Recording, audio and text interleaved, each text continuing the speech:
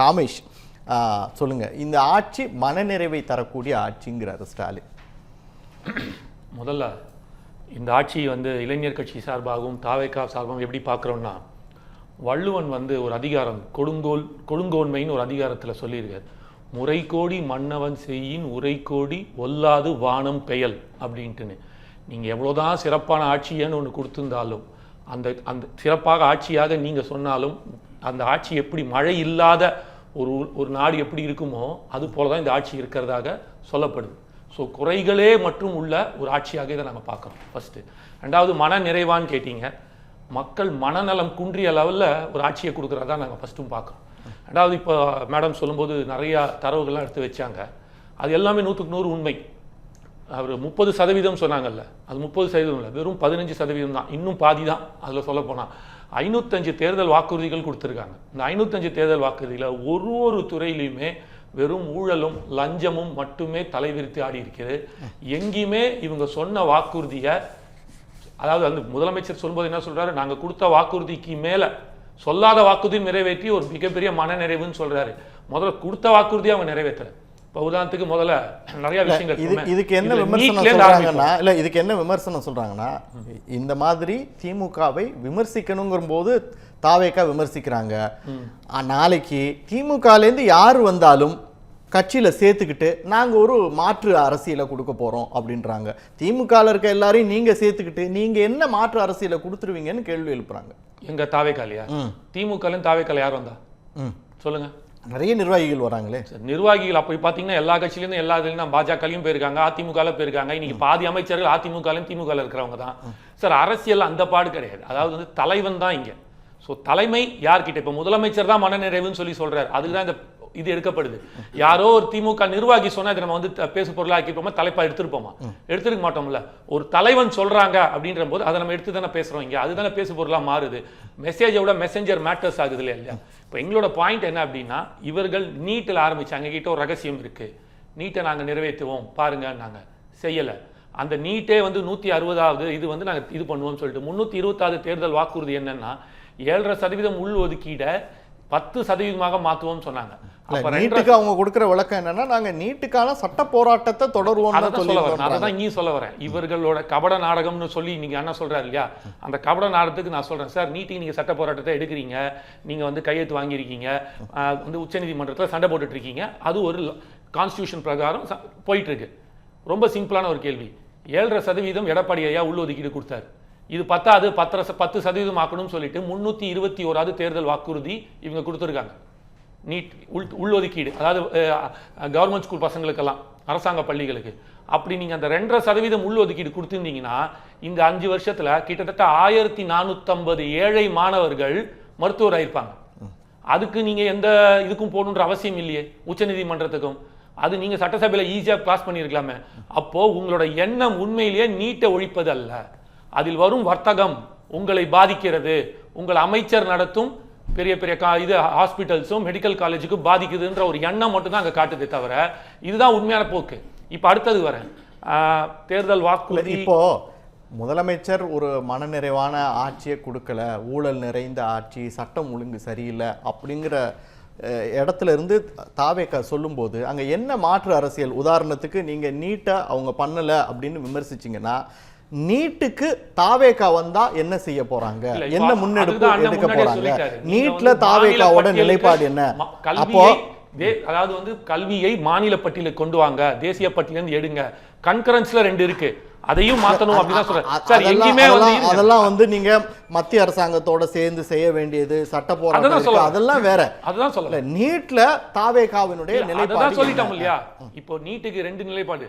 First நிலைப்பாடு என்னன்னா, மாநில பட்டியலுக்கு கொண்டு வாங்கன்னு நம்ம கேட்குறோம். நீட்டு விலக்குகள் சொல்றோம். அது நான் மாநில பட்டியலுக்கு வந்தால் நீட்டை விளக்கத்துக்கான ஒரு இது இருக்கும். ரெண்டாவது, நீங்க கேட்ட பாயிண்ட்டுக்குள்ள வர, இப்போ நீட்டோட இஷ்யூ என்ன சார்? பெரிய இஷ்யூ. 30,000 50,000 1 லட்சம் கொடுத்து ஏழை மாணவர்களால் அந்த கோர்ஸ் படிக்க முடியல. 150 ரூபா ஒரு தேட்டருக்கு டிக்கெட்டை ஃபிக்ஸ் பண்ணக்கூடிய உங்களால ஏன் இந்த மாதிரி நீட் கோச்சிங் சென்டருக்கு இதுக்கு மேல வைக்க கூடாதுன்னு ஃபிக்ஸ் பண்ணக்கூடாது? இன்னைக்கு நிறைய அரசு பள்ளி மாணவர்கள் எந்த விதமான செலவுமே இல்லாம டாக்டர் ஆயிட்டு இருக்காங்க சார். ஒரு காலத்துல அப்ப ஏன் திமுக நீட் எதிர்க்குது? அப்ப நீட்டதுக்கு என்ன காரணம்? அது அரசியல்ன்றாங்க. அவ்வளவுதான். அப்ப அந்த அரசியல் தான் செய்யற உங்களுக்கு எண்ணம் இருக்கே தவிர உண்மையிலேயே ஏழை மாணவர்கள் படிச்சு வரணும். அதுக்கு 2% சார் நீங்க கொடுத்த, அதுதான் சொல்றேன், திமுக கொடுத்த தேர்தல் வாக்குறுதியா நான் எடுத்து சொல்லிட்டு இருக்கேன். நான் ஒன்னும் புதுசாலாம் கம்பி கட்டல. அவங்க கொடுத்த தேர்தல் வாக்குறுதியா நான் எடுத்து சொல்லிட்டு இருக்கேன். கொடுத்த 321 தேர்தல் வாக்குறுதி 2% கொடுத்திருந்தா இந்த 5 வருஷத்துல 1450 ஏழை மாணவர்கள், ஒரு வருஷத்துக்கு 13,800 மெடிக்கல் காலேஜ் ஸ்டூடெண்ட்ஸ் உள்ள வராங்க. அதுல நீங்க 2.5% போட்டீங்கன்னா கிட்டத்தட்ட 375 பேர் ஆல்மோஸ்ட். சோ 1450 ஏழை மாணவர்கள் டாக்டரா இருப்பாங்களே. ஆல்ரெடி போயிட்டு தானே இருக்காங்க. எங்க சார் இல்லையா? அந்த 2% இது வரைக்கும் கொடுக்கலையே சார். நீங்க நீட்டே ஒழிக்கிறேன்னு தான் சொன்னீங்க. நீங்க அந்த எக்ஸ்ட்ரீம் கூட போக முடியல, அதுக்கு சட்ட போராட்டம் பண்றீங்க. இது செய்யக்கூடிய உங்க இடத்துல தானே இருக்கு, ஏன் செய்யல? அப்ப நீங்க அப்ப இந்த மாதிரி ஒண்ணு அடுத்தது வரேன். சோ சென்ற இது ஆட்சியில இருக்கும்போது 2021 வரைக்கும் எடப்பாடி ஆட்சியில வரும்போது 4.5 லட்சம் கோடி ரூபாய் கடன். நான் கேட்கறது ரொம்ப இல்ல நான் கேட்கறது ஒண்ணே இதுதான். இப்போ திமுகவுக்கும் தாவேகாவுக்கும் தான் போட்டி, நாங்க ஒரு மாற்று அரசியலை கொடுக்க போறோம் அப்படின்னு சொல்லக்கூடிய தாவேகா, நாங்க ஆட்சிக்கு வந்தா டாஸ்மார்க்ல என்ன நிலைப்பாடு எடுப்போம், நாங்க ஆட்சிக்கு வந்தா நீட்ல என்ன செய்வோம் அப்படிங்கறத எதையுமே தெளிவுபடுத்தாம நீங்க என்ன மாற்று அரசியலை கொடுக்க போறீங்கன்னு தான் கேக்குறாங்க. ரொம்ப சிம்பிள் சார். இது மாற்று அரசியல் கூட இல்ல, தீர்வு அரசியலாவே நான் சொல்றேன். இந்த இடத்துல உங்களுக்கு நீங்க ஃபர்ஸ்ட் டாஸ்மார்க் கேட்டீங்கல்ல, எந்த இடத்துலயுமே இவங்கள மாதிரி போன ஆட்சியில இருக்கும்போது டாஸ்மார்க்னால பல விதவைகள் தமிழ்நாட்டில் தான் அதிகம் விதவைகள் இருக்கிறார்கள். டாஸ்மார்க்கை சார் அந்த கேள்விக்கு ஒவ்வொரு வரியில ஒவ்வொரு வார்த்தையில கூட நீங்க பதில் சொல்லிடலாம். ஐயோ அதுதான் சார் சொல்ல வரேன்னா, இப்ப கம்பாரிசன் கொடுக்காம சொன்னானா உங்களுக்கு புரியாது மக்களுக்கு. அந்த கம்பாரிசன் கொடுத்தாதான் புரியும். ஆமா அவங்க அப்படி சொன்னாங்க, இதெல்லாம் திமுக ஸ்டைல்ல இருக்குன்னு எல்லாரும் ரொம்ப சிம்பிள் சார். அவங்களோட தேர்தல் வாக்குறுதி வச்சு தான் இங்க மனநிறைவுன்னு சொல்லியிருக்காங்க. நாங்க எல்லாம் செஞ்சோன்னு படிப்படியாக டாஸ்மார்க் மூடுவோம்னாங்க.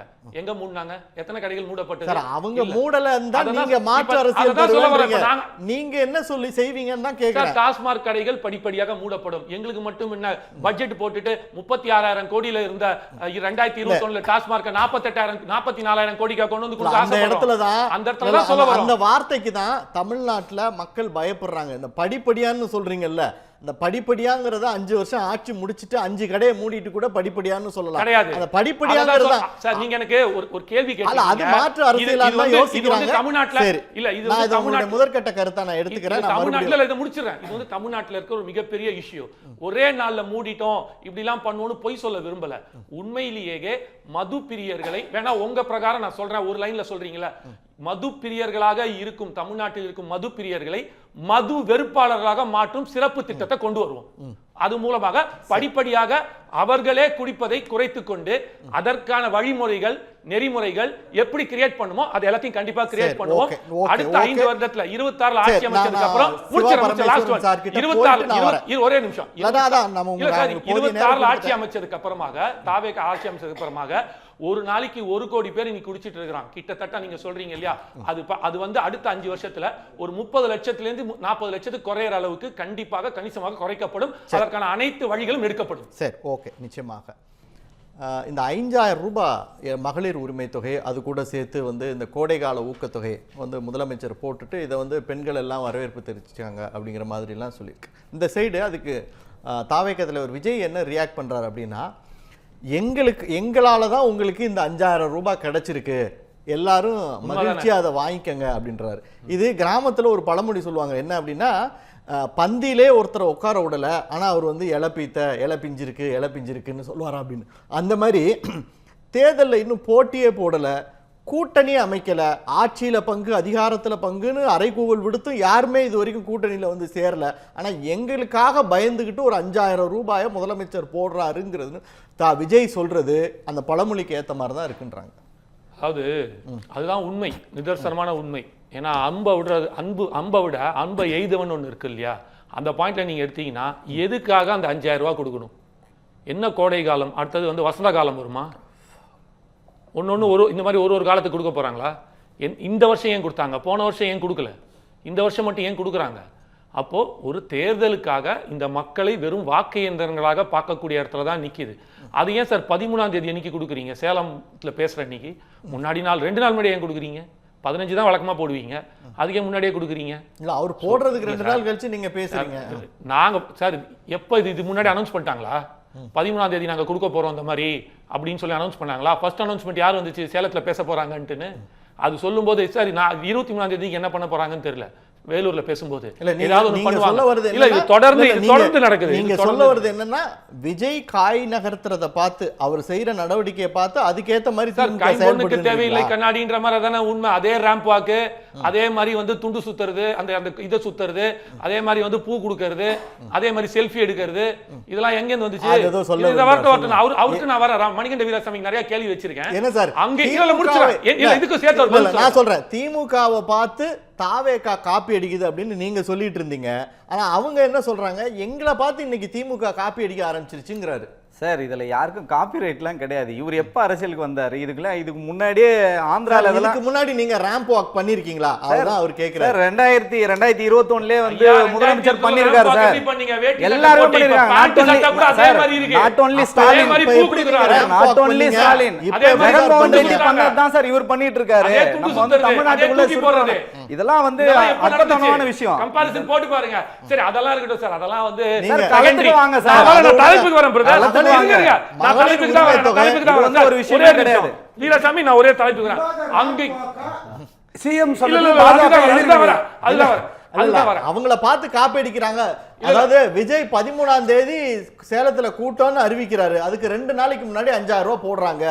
எங்களை பார்த்து பயந்து ஒவ்வொரு விஷயத்தையா செயல்படுத்துறாங்க திமுகன்னு சொல்றாரு. அதுக்கான விளக்கத்தை தான் நான் அவர்கிட்ட கேட்கிறேன். சார் சொல்லும்போது சொன்னாரு தொழில் வளர்ச்சியில அப்படின்னு சொல்லிட்டு சில தரவுகள் நான் கொடுக்குறேன்.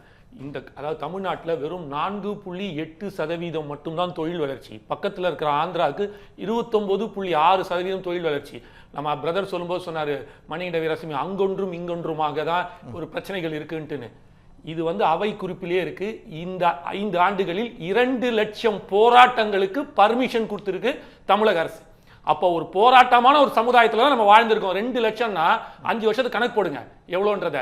பர்மிஷனே 2 லட்சம். அப்ப பர்மிஷன் இல்லாதது கணக்கெடுப்போமா உட்கார்ந்து தெரியாது. 2 லட்சம் போராட்டம் நடந்ததுக்கு பிறகு முதலமைச்சர் அந்த ஸ்டேட்மென்ட் அங்கொன்றும் இங்கொன்றுமாக தான் ஒரு பிரச்சனைனார்ல. 2 லட்சம் போராட்டம்னு முதலமைச்சர் அவர் வாயிலே சொல்லியிருக்காரு. அவை குறிப்புல இது இருக்கு. சட்டசபையில பேசினது நீங்க சொல்றதுக்கு இதே மாதிரி ஒரு விஷயத்தை நம்ம எடுத்துக்கோம். அங்க ஸ்கூல் பள்ளிகள் வந்து சிறப்புன்னு சொல்றாங்க. எதுக்கு 207 ஸ்கூல்ஸ் வந்து கவர்மெண்ட் ஸ்கூல்ஸ் வந்து மூடப்பட்டுச்சு? என்ன காரணம்? எதனால மூடப்பட்டுச்சு?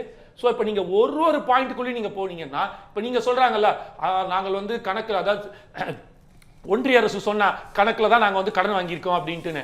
காத்தால 5000 ரூபாய் கொடுக்குறீங்க சார், மத்தியானம் கரண்ட் பில்லை ஏத்திட்டீங்க. என்னோட கேள்வி ரொம்ப சிம்பிள். அதே மாதிரி சட்டசபையில பேசும்போது இத்தனை லட்சம் டன் மெட்ரிக் டன், அதாவது 2 லட்சம் மெட்ரிக் டன்னுக்கு மேல் நாங்கள் உற்பத்தி அதிகம் பண்ணியிருக்கோம் அரிசியிலன்னு சொல்றாங்க. அப்ப 35 ரூபாய் வித்த அரிசி நீங்க ஏன் சார் 75 ரூபாய் விக்குது? எதுக்கு 75 ரூபாய் விக்குது? அப்ப 35 ரூபாய் அரிசி நீங்க 2 லட்சம் மெட்ரிக். ஆக்சுவலி கான்செப்ட் என்ன, எக்கானமிக் கான்செப்ட் என்ன? Elasticity of demand and supply. Supply ஜாஸ்தி இருந்துச்சுன்னா அதுக்கு ஏத்த மாதிரி கண்டிப்பாக டிமாண்ட் அதோட ஜாஸ்தி இருந்துச்சுன்னா விலை குறையும். அப்ப இங்கேயுமே விலை குறையிலையே. இங்க இவர்களோட இது கிருஷ்ணகிரியில ராயக்கோட்டையில ஒரு தக்காளி விற்கிறவன் எங்க வெயிட் பண்றான், மறுநாள் அவன் கோயம்பேட்ல வித்தா மட்டும்தான் அந்த விவசாயிகளை சாப்பிட முடியும். இப்படிப்பட்ட ஒரு சிஸ்டத்துக்குள்ள தான் நீங்க உட்கார்ந்துருக்கீங்க. சோ இங்க கோயம்பேட்ல அவனுக்கு தக்காளி வித்தாதான் அந்த காசு மறுநாள் போயிட்டு அந்த விவசாயிகளை சாப்பிட முடியும். இப்ப நீங்க என்ன சொல்றீங்க, எல்லா துறையும் நம்பர் 1ன்றீங்க. தமிழ்நாட்டுல லிஸ்டட் கம்பெனி 74, மொத்தம் 74 தொழில்துறை லிஸ்டட் கம்பெனிஸ் இருக்கு, பப்ளிக் செக்டர் கம்பெனி. அதுல 72 துறைகள் லாஸ்ல ஓடுது, ஒண்ணு கூட இல்ல. இப்ப இலவசம் சொல்றாங்க இல்லையா, இப்ப மகளிர் கொடுத்தோன்னு 58,000 கோடி டிரான்ஸ்போர்ட் டிபார்ட்மெண்ட் மட்டும் லாஸ்ல போகுது. 22,000 பஸ்ஸுகள் தமிழ்நாட்டுல, அதுல 6,000 பஸ்ஸுகள் ஓரம் கட்டப்பட்டு வச்சிருக்கு. எதுக்கு?